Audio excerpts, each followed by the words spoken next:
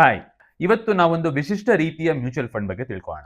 Cricket ನೋಡುವಾಗ ನಾವು ಈ ಎರಡು ಪದಗಳನ್ನ ಪದೇ ಪದೇ ಕೇಳ್ತಿರ್ತೀವಿ, ಫಾರ್ಮ್ ಮತ್ತು ಮೊಮೆಂಟಮ್. ಈ ಪ್ಲೇಯರ್ ಫಾರ್ಮ್ ನಲ್ಲಿ ಇದ್ದಾನೆ, ಈ ಪ್ಲೇಯರ್ ಫಾರ್ಮ್ ನಲ್ಲಿ ಇಲ್ಲ, ಈ ಟೀಮ್ಗೆ ಇವಾಗ ಮೊಮೆಂಟಮ್ ಇದೆ, ಈ ಟೀಮ್ ಮೊಮೆಂಟಮ್ ಕಳ್ಕೊಂಡಿದೆ.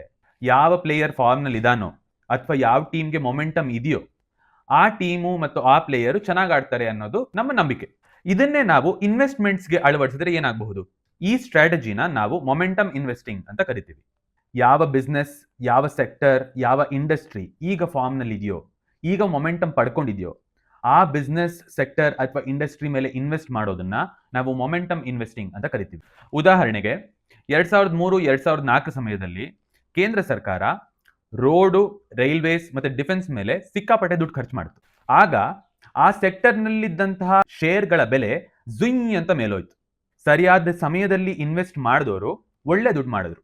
ಒಂದು ದೇಶದ ಎಕಾನಮಿನಲ್ಲಿ ಸೈಕಲ್ಗಳಿರ್ತವೆ. ಒಂದು ಸೈಕಲ್ ನಲ್ಲಿ ಕೆಲವೊಂದು ಇಂಡಸ್ಟ್ರಿಗಳು ಚೆನ್ನಾಗಿ ಮಾಡ್ತವೆ, ಕೆಲವೊಂದು ಇಂಡಸ್ಟ್ರಿಗಳು ಚೆನ್ನಾಗಿ ಮಾಡೋದಿಲ್ಲ. ಫಾರ್ ಎಕ್ಸಾಂಪಲ್, ಕೆಲವೊಂದು ಟೈಮಲ್ಲಿ ಬ್ಯಾಂಕಿಂಗ್ ಅಂಡ್ ಫಿನಾನ್ಷಿಯಲ್ ಸೆಕ್ಟರ್ ಚೆನ್ನಾಗಿ ಮಾಡುತ್ತೆ, ಇನ್ ಕೆಲವು ಟೈಮಲ್ಲಿ IT ಇಂಡಸ್ಟ್ರಿ ಸೆಕ್ಟರ್ ಚೆನ್ನಾಗಿ ಮಾಡುತ್ತೆ. ಹೀಗೆ ಬೇರೆ ಬೇರೆ ಸಮಯದಲ್ಲಿ ಬೇರೆ ಬೇರೆ ಸೆಕ್ಟರ್ಗಳು ಚೆನ್ನಾಗಿ ಮಾಡ್ತಾ ಇರ್ತವೆ. ಆ ರೀತಿ ಸೆಕ್ಟರ್ಗಳನ್ನ ಮತ್ತೆ ಸ್ಟಾಕ್ಗಳನ್ನ ಚೂಸ್ ಮಾಡಿ ಅವುಗಳ ಮೇಲೆ ಇನ್ವೆಸ್ಟ್ ಮಾಡೋದು ಬಹಳ ಮುಖ್ಯ. ಜನಸಾಮಾನ್ಯರಿಗೆ ಯಾವ ಸಮಯದಲ್ಲಿ ಯಾವ ಸೆಕ್ಟರ್ ಚೆನ್ನಾಗಿ ಮಾಡ್ತಿದೆ ಅಥವಾ ಮುಂದೆ ಯಾವ ಸೆಕ್ಟರ್ ಚೆನ್ನಾಗಿ ಮಾಡಬಹುದು ಅನ್ನೋ ನಾಲೆಡ್ಜ್ ಸಿಗೋದು ಕಷ್ಟ.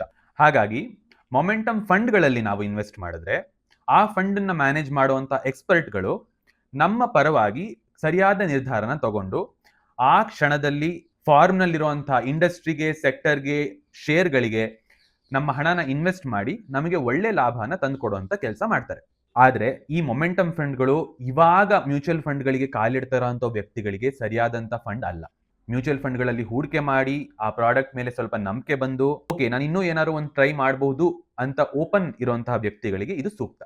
ಮೊಮೆಂಟಮ್ ಫಂಡ್ಗಳಲ್ಲಿ ಇನ್ವೆಸ್ಟ್ ಮಾಡೋರು ಕನಿಷ್ಠ 5 ವರ್ಷ ಆ ಫಂಡ್ ನಲ್ಲಿ ಹೂಡಿಕೆ ಮಾಡುವಂತ ಸಮಯ ಇಟ್ಕೊಂಡು ಇರಬೇಕಾಗುತ್ತೆ. ಬಹಳಷ್ಟು ಅಸೆಟ್ ಮ್ಯಾನೇಜ್ಮೆಂಟ್ ಕಂಪನಿಗಳು ಈ ರೀತಿಯ ಮೊಮೆಂಟಮ್ ಫಂಡ್ಗಳನ್ನ ಹೊಂದಿದೆ. ಅದರಲ್ಲಿ ನಿಮಗೆ ಯಾವುದು ಸೂಕ್ತ, ನಿಮ್ಮ ಗುರಿಗಳಿಗೆ ಯಾವುದು ಸೂಕ್ತ ಅಂತ ತಿಳ್ಕೋಬೇಕಾದ್ರೆ ಆತ್ಮೀಯ ಸಂಸ್ಥೆಯನ್ನ ಕಾಂಟ್ಯಾಕ್ಟ್ ಮಾಡಿ.